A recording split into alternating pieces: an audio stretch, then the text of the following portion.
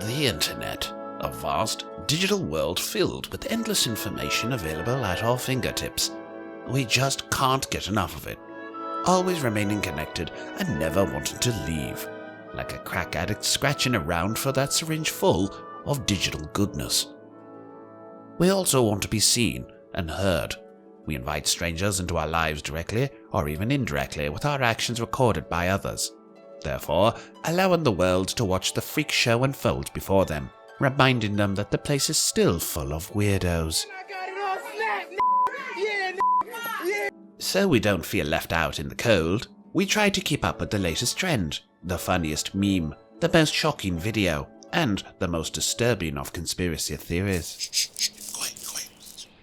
Alright, I'm coming, Skeeter. Oh, what? There he is. What is that? Shh, shut up. Oh my god.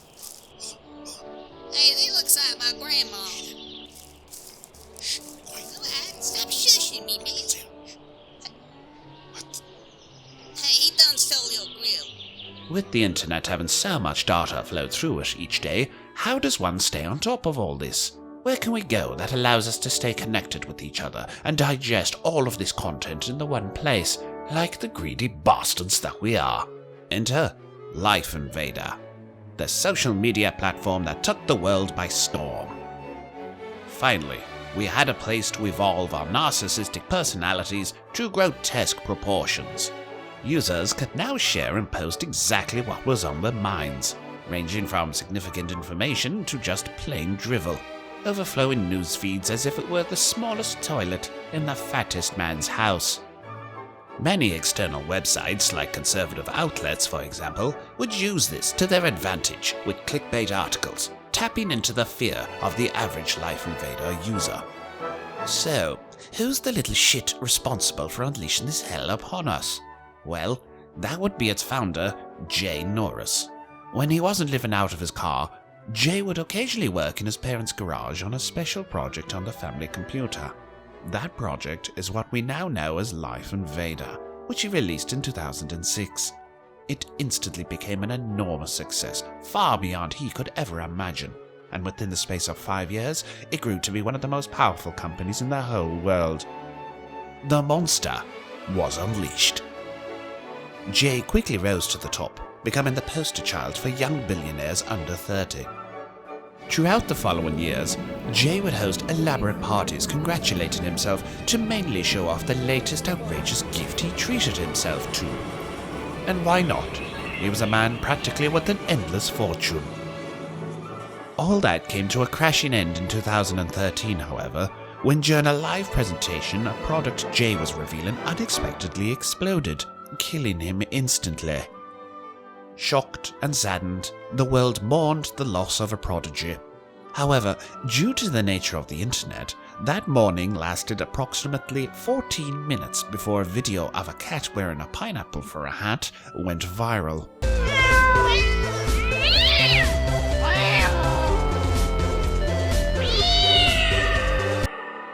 What was next for LifeInvader, who was now tasked with taking over and representing the company? That responsibility fell on one employee by the name of Jason Strasberg. Since he was the only person in the company to have lasted longer than 6 weeks without trying to shoot his co-workers, the board deemed him a suitable replacement. Strasberg embraced the role immediately. He soon became well known around the social circles of Los Santos, hanging out and partying hard with some of the most famous celebrities in Vinewood. It looked like the world was his oyster. All he was tasked to do was represent the company and defend it against criticisms of abusing the user data, especially in the cases of selling their information to third-party companies. Of us violating our users' data and privacy just has no truth. However, an explosive report by Weasel News revealed the truth. Hey man, what do you need? Yeah, I'm looking for some LifeInvader data. Yeah, I got terabytes of that. On top of selling user data, it was also shown that fake pages were created to manipulate and influence users to help sway political views. This suspicious activity led to a dog named Mr. Wolf becoming Blaine County's most ruthless mayor. Undercover recordings revealed the source of many of these fake pages came from sophisticated Russian troll factories, like this one in St. Petersburg. Hundreds of employees working on social media platforms like LifeInvader to promote the business and political interests of Russia, funded by the government.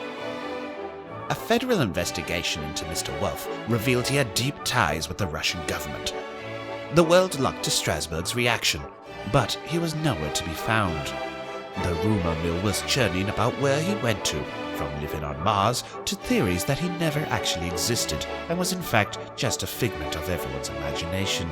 In reality, the truth was stranger than fiction when Strasbourg finally appeared at a Senate hearing to answer questions about the company's suspicious activities. He had turned himself into a robot. I'm happy to answer any of your questions, Senator! Mr. Strasbourg, how many times has user data been transmitted to third-party companies? None at all! We take security very seriously. Well, can you please explain about your findings of your platform being manipulated by foreign government agencies? Did you know a group of butterflies is called a kaleidoscope? Subscribe for more interesting facts. Mr. Strasbourg, that's not quite what I asked. Excuse me, I'm not done asking questions. Despite all the damage done to LifeInvader's credibility and trust, users are still flocking to use its service and have ultimately shown that they don't give a shit what a company does with their personal data.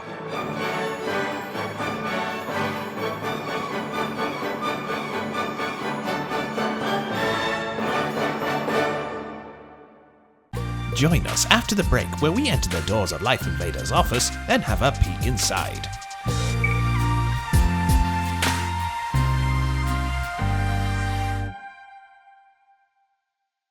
Are you always low on energy? God, everything's just so dull and drab. Well, what you need is a high dosage of Chernobyl. Just a few bites and you'll have a special glow to your day. The ingredients may be depleted, but you sure as hell won't be. Chernobyl, the bar that irradiates fun. Warning, consuming too many Chernobyl bars may induce high doses of super cancer and Hulkism. He's back for an all-new season. What is it you'd like to make for me today? I'd like to make you a ham sandwich. Well, isn't that just lovely?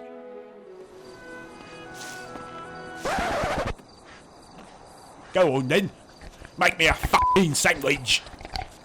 The angriest chef is on a mission to show children how to source food. Right, listen up. Where the f*** do you think potatoes come from? The back of your mother's Give me that. What the f*** is this? You call this a ham sandwich, you little Need some help growing your potatoes? Well, here's some f***ing fertilizer. Catch the all-new season of Bastard Chef, Wednesdays at 9, only on CNT.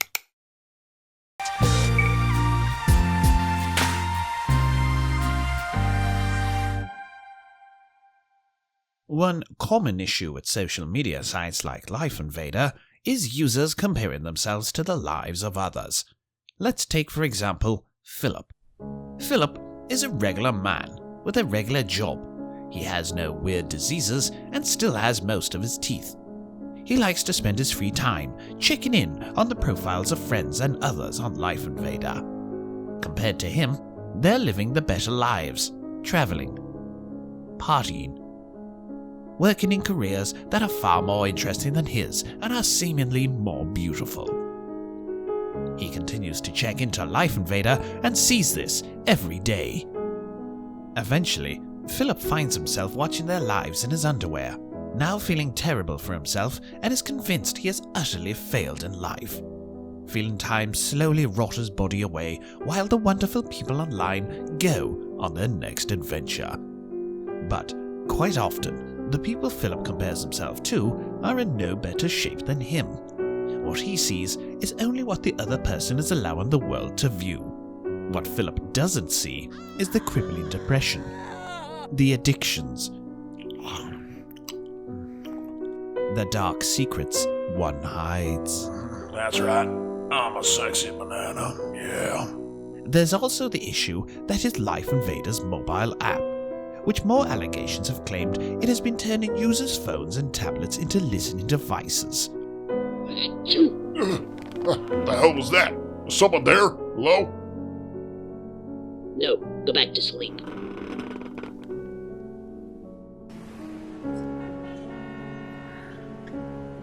My favorite band right now probably would be the Mega Sluts band. Oh. Yeah, I love them too. Lies! Liar! He listens to Asian boy bands all the time. Ew! Oh my god, get away from me! The cherry on top of all this piss pie is that it was also revealed that tens of millions of users' login details were hacked. All because an employee accidentally left a backup server at a bar. With all this combined, we were putting an email together to send to LifeInvader and ask, do they enjoy being shady fuckers? LifeInvader realized we were putting a documentary together and suddenly got in touch with us to offer us an invitation to their office in Los Santos. We realized how they found this out because one of our researchers' phones had the LifeInvader app installed, and they were listening in. Are you listening to us now? No? Nevertheless, we took up LifeInvader's invitation to spend a few days in their office in Los Santos to see if they were really bad people. That the company was comprised of just regular folks who only wanted to spread the joy of the world, to give digital hugs and kisses and gumdrop smiles. Our first question to an employee was to ask what they thought about the company being compromised by Russian agencies. Another employee quickly chimed in. Hey, accusations like that are just pure Western propaganda, comrade. Uh-oh. I gotta go. Hey, wasn't that the new guy? Where's he gone to? That guy was weird. He kept telling everyone how he was American as apple pie.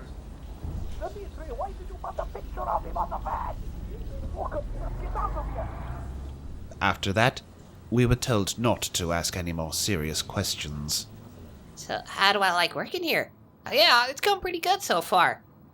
I just discovered the other day if I chew on a pen, I can pretend to look busy. Alright, I'm so busy right now. Really busy. Oh, so much work.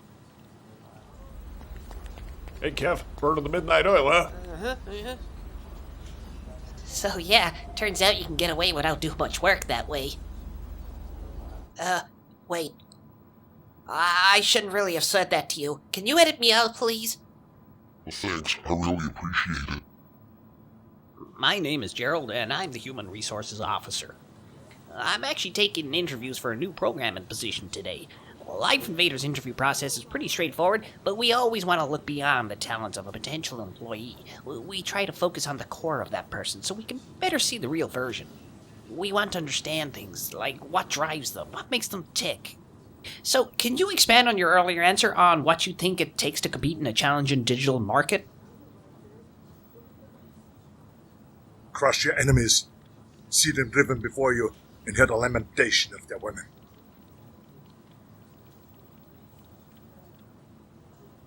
Welcome aboard. When can you start?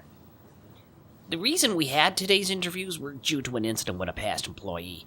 He was a good team player and very talented, but he would sometimes make bad judgment calls, such as when he decided to bring that chimpanzee into the building. Now, he had received previous warnings about his behavior, but that was the last straw for us. We do allow and promote our employees to bring their pets to work, but generally we prefer if those animals don't try to start an uprising and seek to end humanity. Of course, that employee was quickly removed from his position, but we hired the chimp he brought in. He ended up showing us some great leadership skills.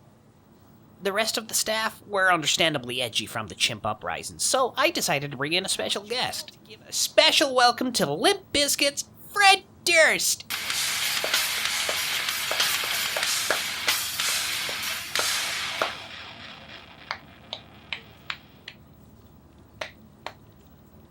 Now, I think I overestimated their fondness for Fred Durst. I kind of got that impression when they all chased him out of the building. But, looking on the bright side, I consider that a good team-building exercise by how they all banded together in their frenzy. So, to make up for that blunder on my behalf, I figured I needed to go all out with an even bigger celebrity. Mr. Phil Collins, I am so glad you were able to make it here to... Jesus Christ! Mr. Collins, I'm so sorry. I was just starstruck. Yeah. So what do I think about being a janitor inside the building? Well, that depends on the day, really. If it's something like Taco Tuesdays or Vegan Fridays, it can get awful grim in the toilets. God's sake, somebody needs to see a vet. Ah, Jesus Christ, it's all over the fucking ceiling. On top of some of the usual day-to-day stuff that has to be taken care of around here, sometimes you have to deal with some of the staff getting bright ideas into their heads. Okay then, let's get this show on the road!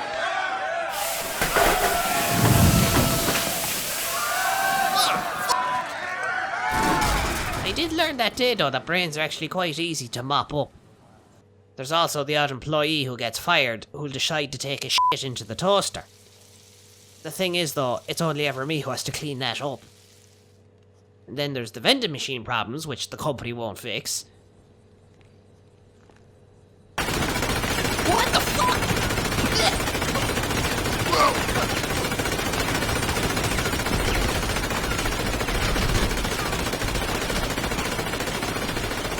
Again, it's only ever me who has to clean that up.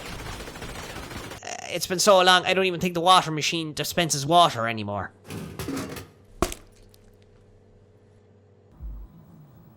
Hey, I'm thinking about going to Burger Shot for some food. You guys want something? No, I'm good, thanks. No, I'm good, thanks. Hey! I'll have 2 number 9s, a number 9 large, a number 6 with extra dip, a number 7, 2 number 45s. Being the IT guy isn't all the glitz and glamour as you'd imagine it, especially when you're dealing with that bunch out there. Oh, hey, I just tried to download some emails and then this happened. Alright, well, I'll get taken for it and I'll take a look. I'm always having to fix the mess. I mean, earlier you saw what happened when one of the staff tried installing some software on their own. What's it, Mario? Welcome! Welcome! Welcome! Yeah, Christ. That means the network is running slow again. I bet you $5 someone is out there sucking all the goddamn bandwidth downloading crap again. Hey, which one of you bastards is downloading stuff?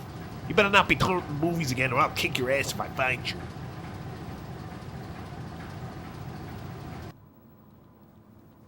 Hey, Smoke, I got your food for you, but you're gonna have to go outside to get it, though. What are you doing that for?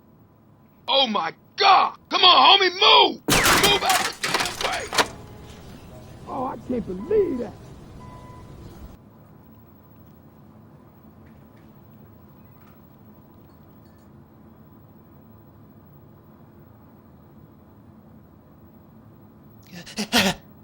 It's probably time you guys left now, yeah?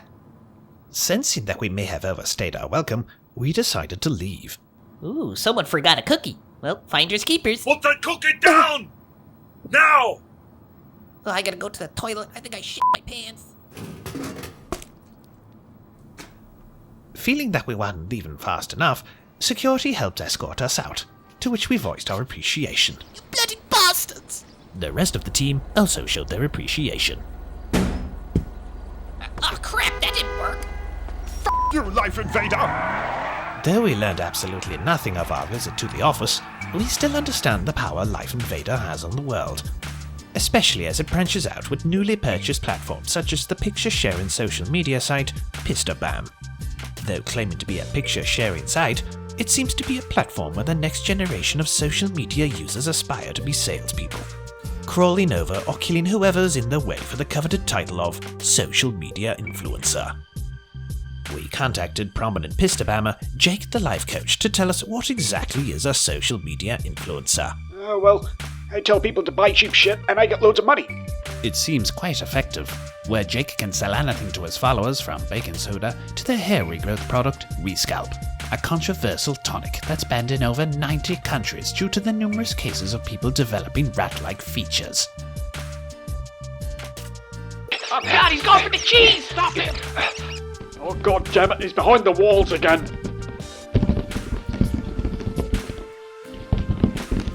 But that's for another day. My throat is sore, and the editor left 10 minutes ago. Thank you for watching.